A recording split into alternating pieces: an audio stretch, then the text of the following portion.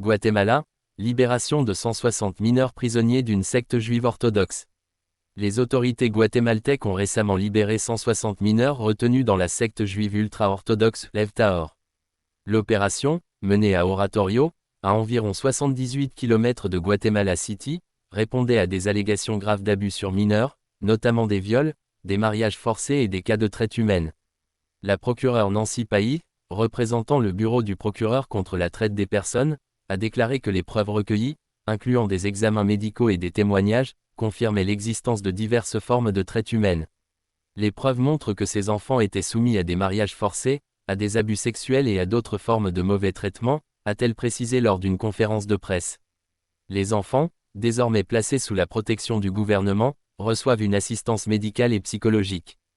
Les autorités poursuivent leur enquête pour identifier d'éventuelles autres victimes et déterminer les responsabilités pénales au sein de la communauté. Fondée en 1988 en Israël, Lève-Tahor est connue pour sa stricte interprétation des pratiques religieuses juives. La communauté impose des codes vestimentaires austères, des mariages arrangés, et de longues séances de prière. Depuis sa création, elle a été accusée de multiples violations, notamment de kidnapping, de mariage d'enfants et de violences physiques. Après avoir été chassée de plusieurs pays, notamment le Canada et les États-Unis, la communauté s'était établie au Mexique et au Guatemala entre 2014 et 2017. La communauté juive du Guatemala a rapidement réagi, affirmant que Lève-Tahor n'était pas affiliée à son organisation. Elle a également exprimé son soutien total aux autorités dans leurs efforts pour protéger les mineurs.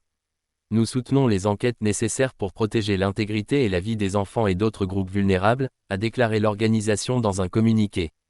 Ce sauvetage relance les débats autour des pratiques des sectes religieuses et de leur supervision par les autorités.